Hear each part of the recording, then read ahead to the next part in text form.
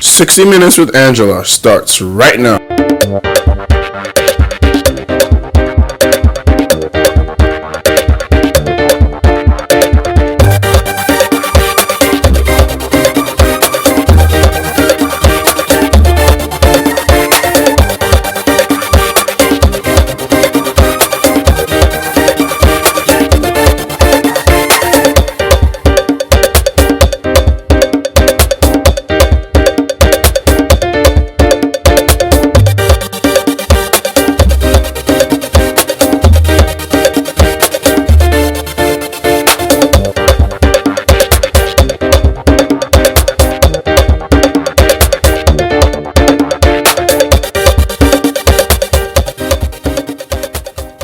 In another 7 months or so, to be precise, February 2023, Nigerians will troop to the polls to elect a new president.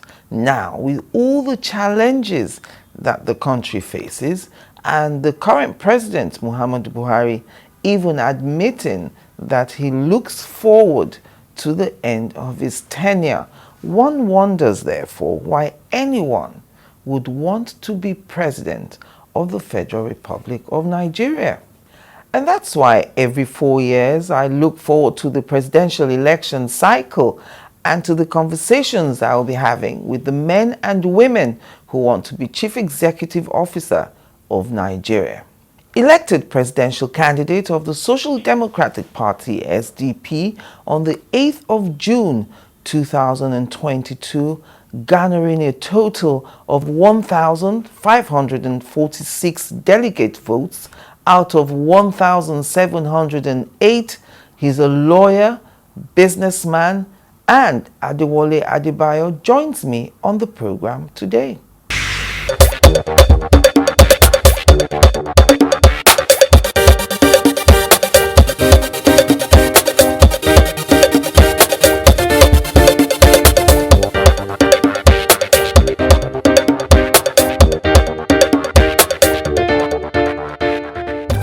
Right, so I'm just, quoting you now. You say SDP, that's the Social Democratic Party, remains the only democratic alternative left for Nigerians who are tired of broken promises of the two other parties, that's PDP and APC. And I'm thinking to myself, if we're talking about structure, does the SDP have any structure at all? You don't have any senators, you don't have any governors, you don't have any members of the House of Representatives. So how can you be a viable alternative to parties that have these structures on the ground? Well, let me put it this way. Those people are not the structure. They're the product of a structure. But what I mean by structure, I just mean that the ordinary people, yes, who for no gain believe in the party. Many politicians have to go out of their way to hire mercenaries, yes, to work for them. They have to go out of their way to hire consultants, and it becomes very expensive to run. They have to pay delegates to show up. But that's not the case of the SDP. It's a party that has depth, that has commitment. Yes. I'm the presidential candidate of the party now, and I am extremely happy. So there are people in our party who have been there for 30 years, even in the years of proscription. Yes. They still remain with the SDP. There. So you have people whose fathers were returning officers in elections 30 years ago. So it rings the bell everywhere. Yes. And that's why you notice that in the past, the party has a large incident of expelling people. Yes. So while other parties are looking for anybody who can come, SDP will expel you for whatever reason. So they keep that core. So that core is there, and that's the structure. And in reality, if you look at these other parties who claim that they have structures, why do they still end up buying votes if you have structures? So you should see that they themselves know that they don't. You contested the primaries in the SDP with about 7 other people. Yes. Was it a race to the finish line, or did some of them step down before the actual voting started? Majority stepped down. Only one person saw it to the end, and she's very courageous, Khadijat. A woman? Yes, Khadijat, like me, she's a fighter, and she has very clear set of what she wanted to do. The party has a well-researched and an enduring manifesto. The same Abiola manifesto. Right. That Nigerians are bought into. That's what we are using. We only added things that were not available at that time. Make it more dynamic. Yeah, because in those days, if you say you were coming to fight insecurity, we didn't have insecurity. We only have, and then the caliber of people that are in the party were not frivolous people. People are at the Peter side. Yes. Professor Olufemilade, Dorothy Sechnabilo, Kanofa Nuhu, Dr. Dowd, many people. So these are not people coming out for themselves. Yes. So one day we started talking, and we noticed that then it was, I think, Professor Olufemilade is a political scientist. He's been in politics. He was a special assistant to Chief Bola Ige. Yes. Those days. So he was the one called me aside and said, "Hey, young man, come, let me see you. You and I sound like we are reading from the same book. So why do we, so let me interview you and find out. So why do I have to start contesting against you? So maybe I should just be running the campaign for you." You don't consider it a minus that you don't have any experience in government. A lot of people think that to be president, you must have done something before, either been a minister, been a governor, been a senator, you know, something that shows that you've had this experience in governance. You don't consider that to be a minus? No, it's not a minus for people coming to make a change. It will be a minus if you want to continue what they are doing. Right. We don't want people who are experienced in bad governance. We just believe that a dry fish cannot be bended. The way it is bent, that's how you have to leave it. Yes. So we realize, and that's the family tradition. You remember that 30 years ago, we had Adamu Shiroma, we had other people. SDP went for Abiola, who had never been a councillor for one day, had never been a commissioner, he's never served any government, because we're coming for a total overhaul. So if the system is good, and you want to build on the legacy, you bring someone who is in that system and who will keep that legacy going. The system is bad, like ours. Yes. You don't take someone who has learned bad habits, who has learned how to hide money, who has learned how to tell lies to the public, who has learned how to cheat, and learn from it, because people follow their masters. So these people have their own succession plan. What government is meant for is to deliver services, to run operations, to manage projects, to manage investment, to give people their due. I'm highly experienced in those things. I'm highly experienced in what is right and what is wrong. I'm highly experienced in implementing the law. Yes, but you don't think that the environment of a private sector is totally different? And you know, I'm talking from a person who deals with the ministries, departments, and agencies, the bureaucracy in the civil service, the cultish behavior they have there, coming from the private sector, where when you give an order or an instruction, there's no one to counter it. In government, it's not like that. You see, you are analyzing the problem as is, not the solution I'm bringing. Right. The gap between the private sector and the public sector itself will be breached, but that will come in, because the efficiencies of the private sector will be brought there, but the accountability of the public sector will be maintained. Well, these people, what we are seeing at the public service and the public sector is an aberration. It wasn't like that in the times of the past. So in the time in the past, there will be a robust debate at every level of government. And the person with the best ideas will win the day. And the authority of the person in charge is just to authorize. But the best ideas will have come from the bottom. What we call government now are just crime scenes. They're not government. So what we will do is to deal with that. Secondly, it takes courage to run government and vision. There is no way bureaucracy can defeat a government, because the bureaucracy is meant to serve you. Yes. So that is why we're not running to be ministers, we're not running to be senator, you're running to be president. Yes. So you preside over the system. In other words, if someone in the civil service is giving you the runaround, they're moving your file from table to table in the slow way that they normally do, or from office to office, how will you stop that? You know, the deliberate ways that they come up with to delay your matter. Who still uses files to start with? The mere existence of this antediluvian Yes. methodology shows to you that it's not a government that is serious. So who does that? So our government will not be inferior to the best governments you have anywhere in the world. Yes. So you modernize everything. Approvals will be done in a digital way. Things will be, you modernize the system. It's people have skeletons in their cupboard. People have things they want to preserve. In the old order, they want to be able to create bus stops and checkpoints Yes. and collection centers. Yes. But you will see that every infraction you see in the public service is done on the authority of somebody in the presidency. In other words, corruption can't be carried out by one person. You see, the job of the president, and I will say it with every sense of responsibility, the job of the president is not to fight corruption in the country. It's not to fight corruption in the public.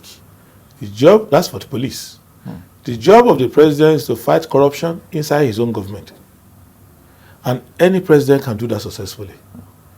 It is, if money is missing in a bank, Yes. it is not my job to send a commission to run after them. That should be police duty. My job is to make sure, number one, that the presidency does not work against the president. And if you see what is going on now, and in the previous government, the presidency will capture the president and start undermining the president. So the president, if he's the corrupt type, as we have had some, he will just become a person who takes commission, Yes. some kickback from a system he has lost control over. Or if he's the type that is not corrupt but has family members who are corrupt, so he's also corrupt by proxy because he brought them there.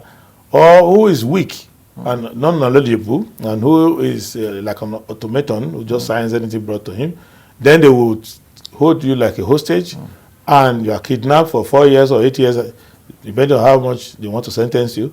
So once they finish using you, they throw you out, the next person comes, but there's a continuity of the error. That's why it looks like everyone who goes in there, a moment before they went in, they look like they had sanity. Yes. Then once you get inside there, you say, is this person... The same person? Yes, that's why someone who worked there could come out and say there is some spirit there. The spirit there is simple, is that the government, the permanent government, is never affected. And these people have permanent interest. And they have different portions of the state resources allocated to keep that structure in place. And they are the one who now interfere with external politics. Yes. To now recruit a face from the street. And that face, they try to put money on social media, put money everywhere. Once person has some popularity, then they do the rest of the election for the person. And then he comes in. If he wins the election in Ondo State, he can't explain how he won there. If he won an election in Katsina, he can't explain how he won. If he won an election in Rivers, he can't explain how he won. He just knows that, okay, some big guy there that will send money to give us the result. Yes. So he himself has no contract with the people. And when it's time to select people to serve, a president, to form the presidency, needs to make, within a few months, 5,000 appointments. Which means that he knows about 200,000 Yes. or more, or 500,000 Nigerians, and start to synthesize in order of merit, in order of competence, character, and other factors, and selects 5,000 of them, and start to put them in the round peg in the round hole, square peg in the square hole, a triangular peg in the triangular hole, and does all of that, and then forms the presidency. Don't let anybody deceive you that they have experience in government, they have this. Anybody born in Nigeria in 1960 who grew up came of age 1972 till now has never seen good government. So he's not in a position to lecture about good government because we've not been having good governments. So what you don't have, what you have not seen, you cannot be an expert in it. What they think is government is a bunch of incumbents with police and panoply of power and loud sirens roaming about the country. That's what they think government is. Government is actually a service. If you ask a Nigerian who has served 20 years in the police service and ask them what is the work of police, they don't know it. They don't know that it's police to assist you, is to help you find your dog if it's missing, to help you find the street, to help you persuade you, to interact with you, to help to kind of be the lead. Yes. Where the community is fighting, is the community who can fight against crime. The police is supposed to be the lead. So, and that police work is 90% of police work is supposed to be unknown. That even you who are being investigated by the police, shouldn't know. You shouldn't know until they have found credible evidence and you're about to be taken to court, that they can actually call you to fulfill the law and get you to defend yourself before them. But so none of these things have worked. There's nobody who can say, I work in NEPA for 30 years. I'm an expert in electricity. He's an expert in darkness. You get my point? So because he himself cannot provide electricity, so you cannot now read a CV to me and say, I spent 30 years in NEPA. This is an excuse for me not to even hire you at all. So I will look for somebody whose brain is still fresh, who has not been polluted. So so that's the thing you need to understand. So what they call experience is actually missed opportunities. They're just, each person is just putting on their CV how many opportunities they've wasted on our behalf. You get my point? So that's what they are saying. You can say, I've been a governor for 8 years. Okay, but all your achievements comprised together, a councillor used to achieve more than that when we had proper government. So why are you now telling me all this about these things? Because I should know that in this country today, there's not one state out of the 36 that has kicked one problem permanently. Join us again after the break.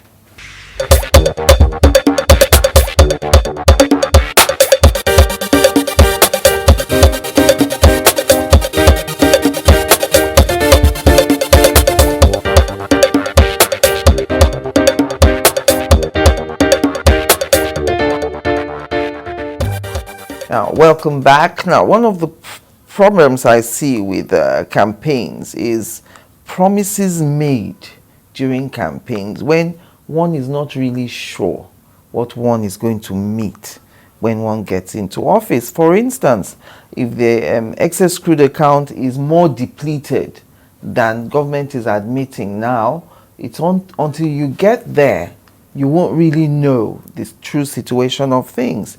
And this is where I place your promise to create 30 million jobs. I mean, that's a huge promise, you know, that you've made there. What if when you get there, things are not what you thought you knew? What you meet is not what you thought you knew. Will you still be able to provide 30 million jobs? Well, this is not a problem. This is a problem for their type of politician. Now, for example, things like SS crude account is not supposed to be there. See, this thing they call SS crude account itself is just poor accounting.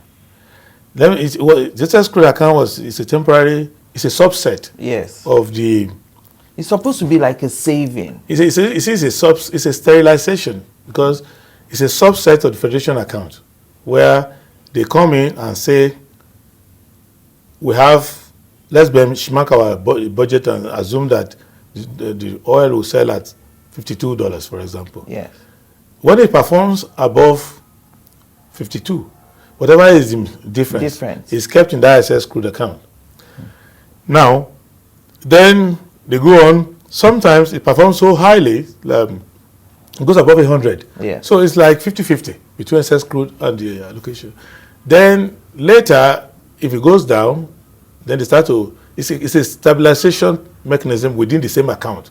It's not extra money. Right. So those who talk about it, you know, the society that uses very fluid and loose language allows for the media to borrow that language. Yes. But in reality, there's no money called excess crude. It's still the same Federation account. And if you look at it now, the entire account itself has gone from oil to non-oil. Right. So the excess crude, there's zero crude account now. But we're in a zero crude account because for the past 6 months, the agency responsible for collecting the money on our behalf, NNPC, and to pay it to central bank, has not been bringing any money. Why not? Because of what I've been saying for the past 5 months. When I started talking about it, they thought maybe I took some substance or something was wiring my brain. When I discovered that 80% of the crude oil produced in Nigeria is stolen. Wait, 80%, 80%. of what we farm as crude oil Is stolen. It's not even recorded anywhere. So all what we're spending is 20%. That 20% is still not coming to youth. It's still going to NNPC. They will still take their expenses, take other things. Then you still go to Ministry of Finance. Then the Accountant General will steal part of it, and they will take him to court. All of that is still there. So, essentially, half year to now, Nigeria is like a country that has no oil. The 30 million jobs are not coming from government money. Let me give you an illustration. Between Badagry and, say, Rio de Rey, we can accommodate 120 ports. 120? Yes, but the Papa Key, Tinkan, and the Old Wharf, and a few other small jetties, that's what we have. When you combine all of them together, not up to the size of the port of Galveston or Antwerp, they are small ports. So once you leave, you don't see any port. Now there's one at Lekki, which is coming up, but you don't see any port until you get to Warri. Real port? Yes, even the Warri port, it's a few badges, not really so much of a serious operation. So if you set up 3 heavy-duty factories around the vicinity, the port will be clogged. So once you leave Warri, you go to Escrafos, you don't see any port until you get to Port Harcourt. Then you don't see another one until you get to Calabar, which is a small operation. Yeah. So that's not how you are going to keep 200 and something million people in good health, in full employment. So we can create, if we are creating mini ports that can be built within the life of an administration, we can create 120 ports. You don't need to bring your money. You only need to create an environment where the investor can bring his money in, and I'll give you the conditions. The conditions have followed investors all over the world to negotiate with banks, to do projects all over the world. The standard remains the same. There is enough money in the world to invest in Nigeria if only the Nigerian government wants to be a steward of the Nigerian people. Listening to you gives one hope, but then I also think about the other side of it, that all these innovations you're bringing, there are already people there now benefiting from a warped system. Yes. Won't these people, what's that word, resist these changes you're bringing? For instance, you want to digitalize things. People who like the manual labor thing, they will resist and sabotage. It's like when we do things online, we do things, say, we'll go and fill the form online. You get to a certain point and you can't fill the form to the end. There's always this resistance to change because some people are benefiting from the warped system. Those they have between now and election day to resist. That's why they're not listening to us. That's why they are blocking us as we're talking. So they don't want people to know the alternative. So, but once we get elected, that resistance is over. Nobody can resist a determined president. But they can bring you a caricature of a president who is allowing them to do what they like. So some of those half-hearted measures taken. Yes. You don't say you are digitalizing just because you create a website that you don't man, that you don't update. Yes. So, and then the verification process is still left manualized. So they just want to create a feeling. You know what? Let me tell you how you will know whether you have a government. And there's not need to do a very complex experiment. I always tell my friends who are political scientists, I have many of them on my campaign, I always tell them, you are studying what? This is the simplest test. Go to any government website. Any telephone number they put there, just call it. If they answer you, then there's a government. Any government office you see, write a letter to the chief executive. Yes. And mail it. If they reply you within 21 days, then there's a government. If they don't, there's no government.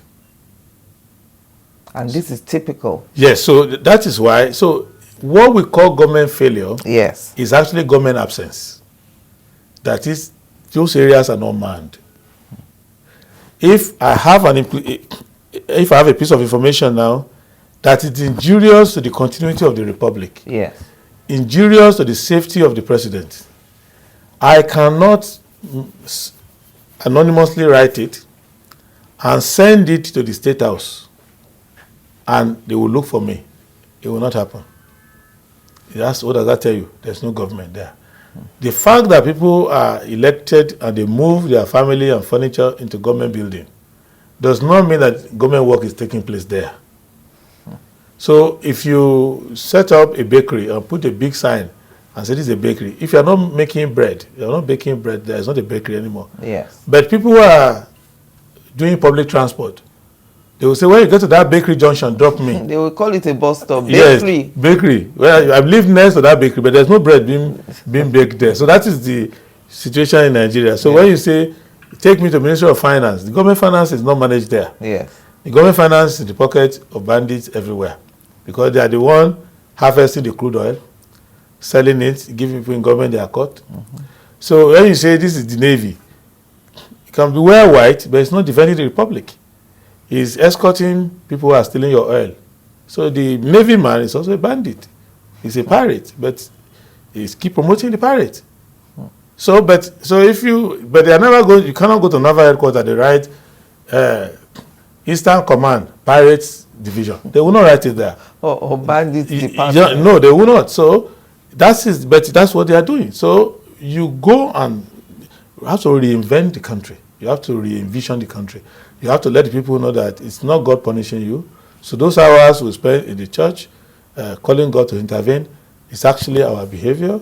The reason why you don't have electricity now is that your lavish uncle that used to come to family meeting to spray money stole NEPA money that was meant for a transformer. That's why you don't have electricity.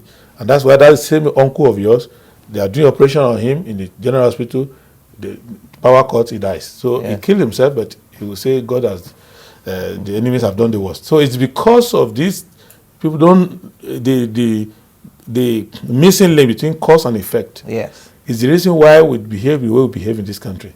That is why a person is selling his vote. He does not link it to the continuity of Boko Haram. No. That if you sell your vote and the wrong people get elected and they don't manage the system and they appoint people who can help them recover their money from arms dealing, Yes. then Boko Haram can come to your village and wipe all of you out. So there's cause and effect. And that what we want to communicate to the people of Nigeria, that this country was designed by God to be a paradise. That when you are living in Nigeria and they are talking of paradise, if you look at all our religious books that we read, the definition of Garden of Eden, of paradise, about stream, beautiful rivers, and that's Nigeria. Trees and flowers. Everything. So that's because those writers live in the Middle East in those days where it was full of desert and all of that. So any oasis, that's the word for oasis, the same word for paradise, same word for garden. So the whole country is designed by God to be a garden. But we chose to be serpents inside it by ourselves. And now ruin our own lives. But if we decide to tend the garden, Yes. and we intend to be responsible and to put stewards in charge of our affairs, not bandits, not looters. Stewards who, the way you have a garden and you hire a gardener. So you don't hire a person who is a logger, who will come there and deforest the whole place, bulldoze everything and scatter it. You hire somebody who will tend the garden. So when you look at the garden, it looks well manicured, well maintained. The water when it's time to water, they cut when it's time, they prune very well, they maintain it. That's what the government is supposed to do. The government is not supposed to add anything. It's just to help us preserve. For example, our gas reserve. Yes. It will surprise you. The largest economy in the world is the United States of America. And everybody is struggling to beat up with them. China has done wonderfully well, but they are still running towards that direction. But our gas reserve, in dollar terms, is 300 times the size of the entire U.S. economy. Given to us, I don't know what we did to deserve it. We just happen to And be we born. still haven't touched the gas. No. And the little we touch, we steal the money. So if you mention gas in government, they will gas you out. Because they don't want people to know. And our people are dying from inhalation of smoke, kerosene is exploding, but we have not been able to even with the crisis taking place in Eastern Europe, with Europeans trying to pivot away from rely on Russian gas, and they are coming here. So that's why I say that the Nigerian foreign reserve, all this nonsense they're talking about, doesn't worry me, because when I instrumentalize all the assets that we have and take 99% for future use, and I take 1% for immediate use, our foreign reserve will go to minimum of $500 billion.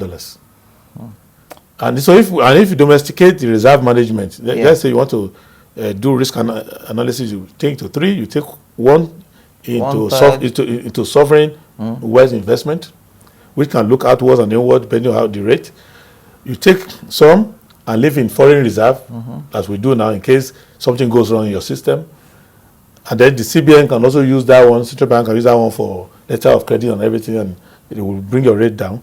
And you take one part to domesticate it inside the economy, to make Nigerian banks to become super banks, Stable. and then to divert some of it or diversify some of it into insurance, so that even we can be a reinsurance market for Africa.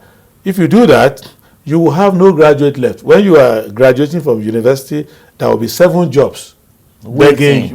Yes, you will see Ghanaians, South Africans, East Africans coming here for work, because everyone will run out of. You know, recently, when we did some spending on primary education, and some states in the south side, like Akwa Ibom, like Cross River, made some investment in education, it's difficult to find domestic staff. No, yes. Yeah, why? Because the people are going to school. That same way, unemployed graduates will disappear. So it is failure of government to allow the money to bounce, because the idea of creating a gross national product is that whatever income comes to your country is supposed to bounce minimum 7 times. That's for economic rule for idiots. Yes. Is that your money must bounce 7 times. Others who are more sophisticated will allow the money not to only bounce like 700 times, but to form a circulatory system, the way your blood flows all over your body. The same blood. And keeps feeding. Yes, but what they do is that the money, a chunk of it, about 80%, doesn't even enter Nigeria at all. You steal the crude, you put money in foreign accounts. Now, then you come back to the bottom of the economy itself, you go into infrastructure. Let me give you an example I found recently. I'm sure you must have known the gentleman called Raji Fashola. Yes. You know, it looks like he was missing, but somehow last week he came on there. And he was talking about his calamities, that he couldn't do Lagos-Badagry road, 60 kilometers or so. He's budgeted around 50 billion. Yes. He doesn't have 50 billion to do it. Then he has Lagos, Shango, all those places. He doesn't have money to do it. So if you're going to Abeokuta, you have to go as if you're going to Ibadan. Even the Ibadan road, which he inherited, he hasn't finished it. He's struggling with that. Now, why? In one of the roads, the budget is 50 billion. The government, which is a big man, gave him 200 million for a 50 billion budget. So that's, you know, you can't pay even the transport money of the people going there to inspect the place on their hours. Now, being a creative person that he wants to be, he went for sukuk. That's why people talk about foreign loan and all that. So he took the sukuk, Islamic funding, but he could only get sukuk of 7 billion. Still not enough. So if you have a 50 billion road and you have 7 billion, you put men at work, you will just be disturbing passengers who are passing by. You will pass, block here. So they will say, the road will soon finish, but that road will never finish. So the minister is a caricature of a minister, because he should know that 7 billion is going in 7 months. He has 7 billion. So it's just like any other comedian. So, but let me tell you why the situation is pathetic, is that in that same government, yes, the Accountant General of the Federation is charged to court for he and his little cohort taking 190 billion. That's one person. That same week. So, on the one hand, Fashola state government has no money. For 50. To do a road that lives of people depend on, that's a road that's our gateway to West Africa. That we are the only bad road left in that belt. Yes. But one inconsequential person who is easily replaceable, the number of fellows of Chartered Institute of Accountants in Nigeria are not less than 500. So you can easily replace him. He's not really a genius. Yes. But he managed to take that huge amount of money out of the system. That money will do all the roads Fashola is crying for. And more. So that shows to you that what is going on there. It's not like when I talk, I'm trying to embarrass them. I listen to them. These are confessional statements with evidence. So I'm not the one calling them thieves, incompetent. They are the ones saying so. They are bringing evidence themselves. So when you compare a minister's staff of funds and a bandit in government uniform taking all that money, which the government discover, and that government is a very incompetent one. Imagine what a competent government would discover. If a government that is fumbling and stumbling its way, it's still discovering. So why is it that you can still continue in all good conscience and with respect to English lexicon, call them a government? Join us again after the break.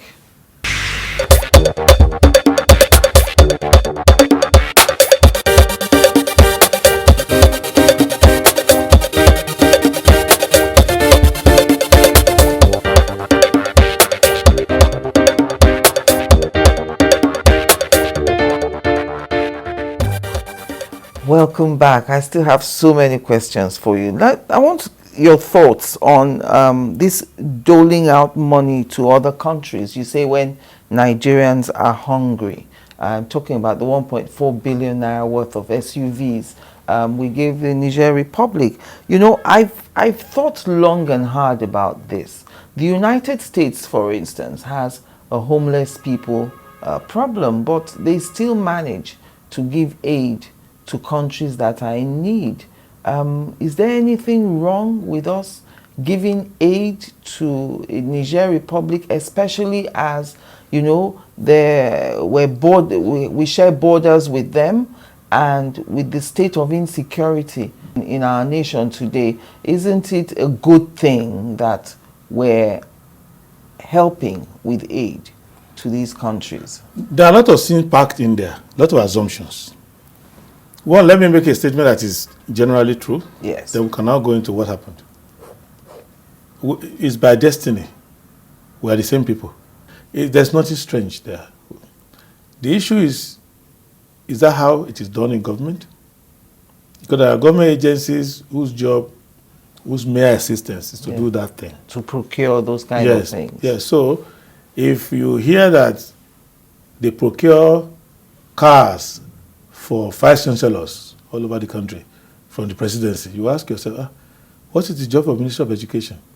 What brought about this presidency now? Getting involved. In it. So that's the angle from which I'm looking at it. And it doesn't look to me that the reason given is the reason. The nature of the processing is not taken through the National Security Council. The minister, I know for sure, I know most people who have security clearance, I know them.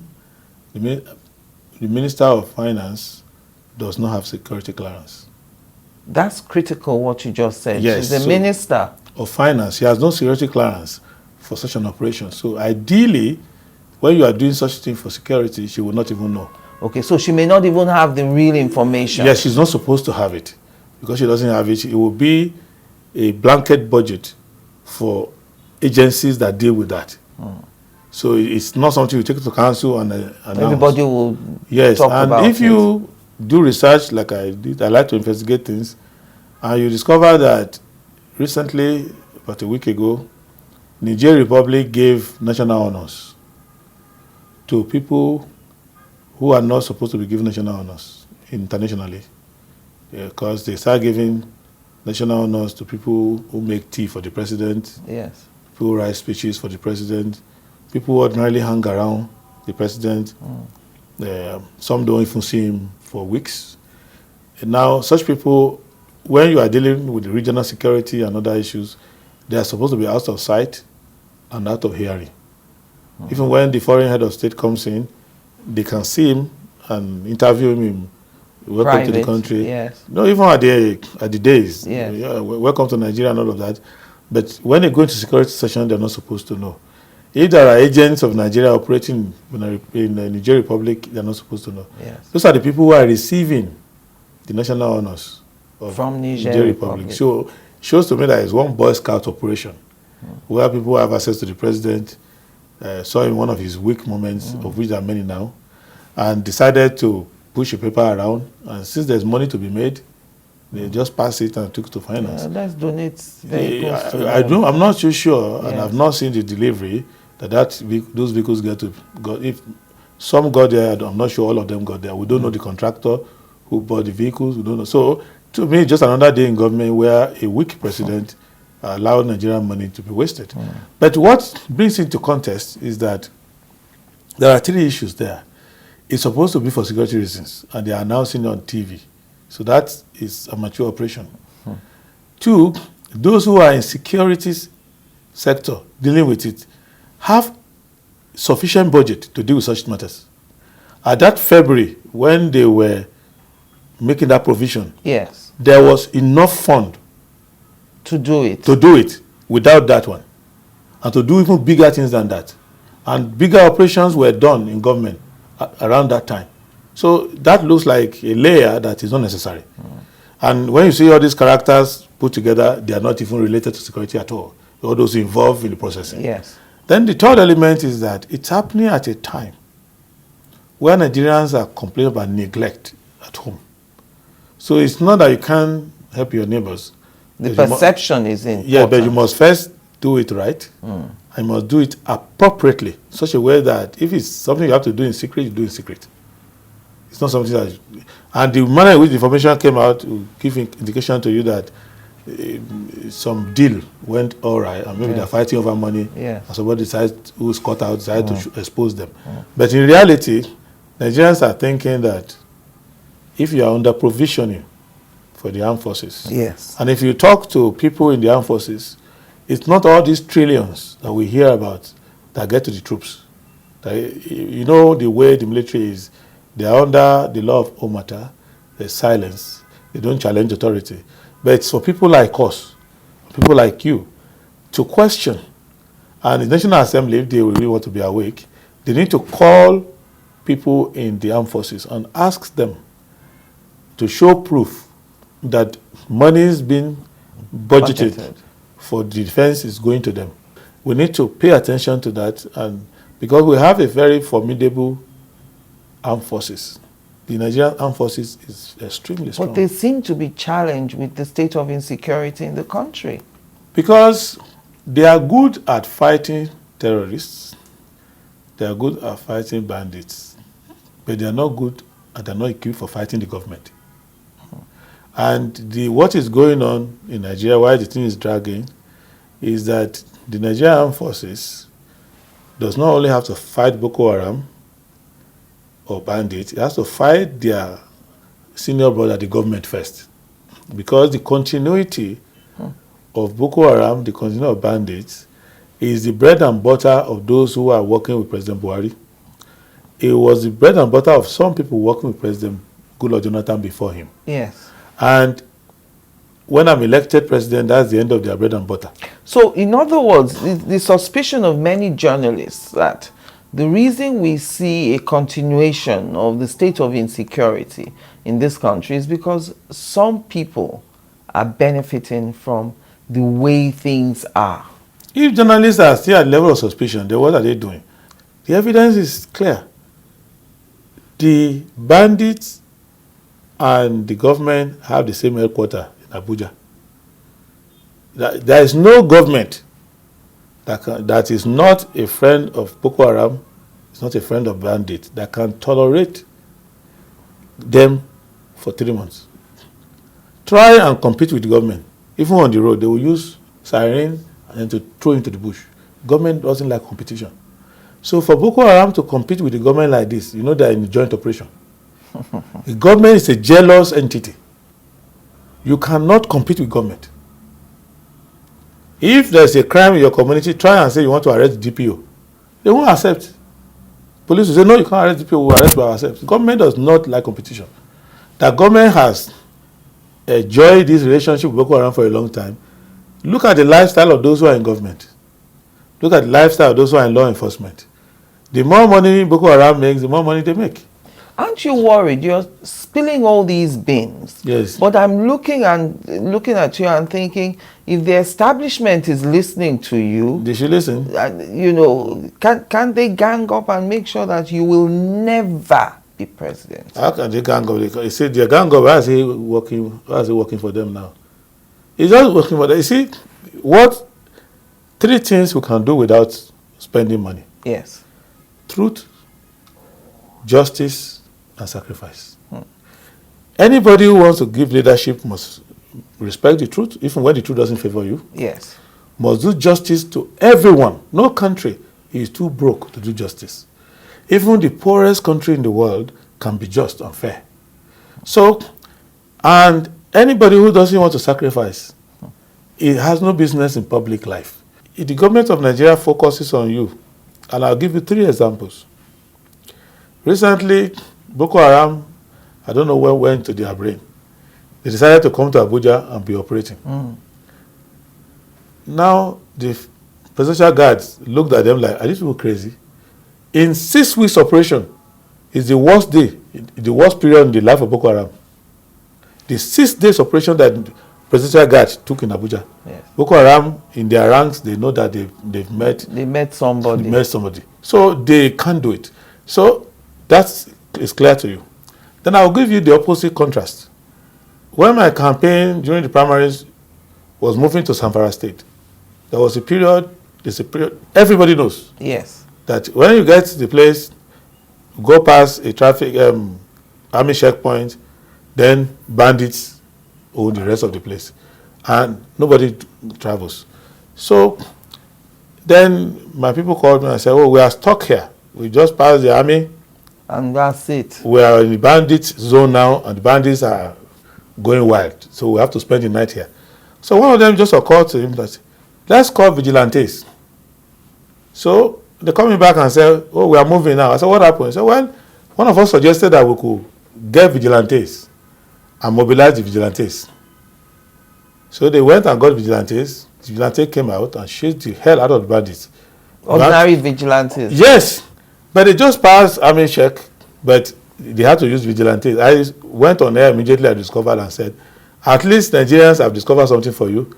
I've discovered bandits that soldiers cannot chase, but vigilante can chase to hell. And they ran away. Now, but the Nigerian army is not weak. But the Nigerian army is under instruction.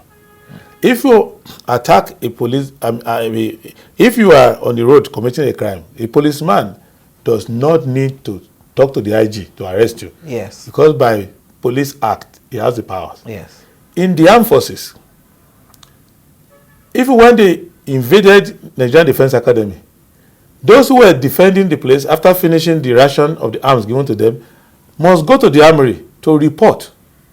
That we've exhausted our bullets. Yes, and then you have to follow the order. If an army contingent is traveling and they get to a place and they are engaged, they will take defensive action and lie down. They will wait for the captain or major or whoever is commanding them to tell them what to do before they do anything. If he says don't shoot, if they are receiving bullet wounds and he says lie there, don't shoot, they will not shoot. because it's rule of engagement is very, anything you do is in subordination. Yes. So they will deal with you. So imagine that kind of culture. It requires patriotic leadership to protect them, to guide them, to look after their welfare, to make sure that you give them a rule of engagement that allows them to save their life and you give them the equipment. Yes. But if they are under a government that is doing business, they will just be grunting and lamenting. Yes. But their discipline will not let them come out to say this say is what we are anything. going through. Yes. But if you come across and you listen and you care, and they see that you are not an enemy of the country, they can volunteer to you that if you want us to wipe these hooligans for you in 3 months, go and get the civilian authority over us to give us our tool or to give us direction. That is why you hear occasionally the president will say, I've given them operation, don't stop. Yes. But there are operational orders in the armed forces. There's a way you communicate to them. I can tell you, if in all the troublemakers in Nigeria, bandits, ESN, Boko Haram, separatists, whatever you call yourself, Yes. Kidnappers, if you amass all their powers, it's not up to 5% of the army. If all of them combine together to face the armed forces Say they want to fight our army. at one time, it's not up to 5%. They can bring Shekau and his entire family and line them up and bring them to a good school if they want to. So I don't have worry about my armed forces. That's why I can tell Nigerians that let me be president. You will be using Boko Haram as history textbook because I know the capacity of the armed forces to do it. These people are highly trained. They are well respected worldwide. We have the most educated armed forces you can think of. These people are not, they feel ashamed and embarrassed. At what is going on Yeah, now. because it's like defamation of character. So in Nigeria now, you need a government that wants to spend money on the people. If you look at those people who are ministers who ran for election, the amount they spend on advertising alone is enough to arrest them right away. Media budget. Yes. And say, you are serving this government. Where do you have money for all these big boards? Because in some sports, you will need 8 million, 12 million to put the billboard. Some electronic billboards. Some hire hotels for delegates. Speaking on the TV program. Yes, is money that you say the government doesn't have.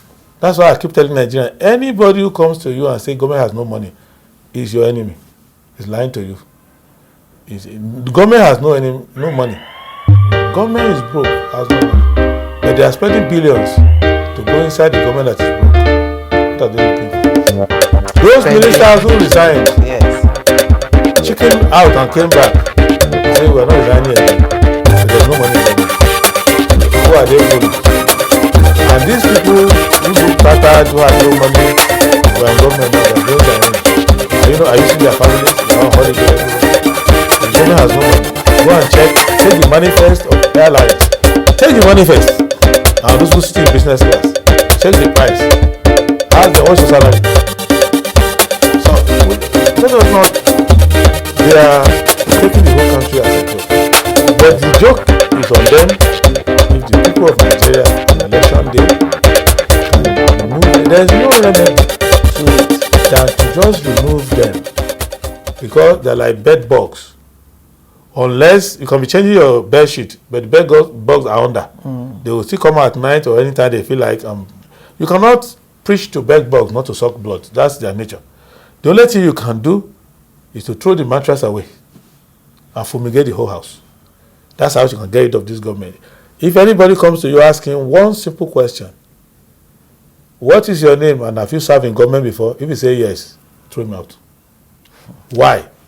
Because if you are good, why am I still having problem? Because your time in government should have been used to solve my problem. Problems, but the problems are still there. So immediately you tell me you have served in government before, I just throw you out. Let me go and find people who have not served before. Then let them try. Thank you very much, Mr. ADEWOLE Adebayo, for spending a whole hour with me today. It's a pleasure. I will be back when campaigns start because we haven't had time to really look at the manifesto as well. But I wish you all the best in your journey forward. Thank you very much, and I appreciate your time, and thanks to your audience. And thank you for watching. I'm Angela Ajetunmobi.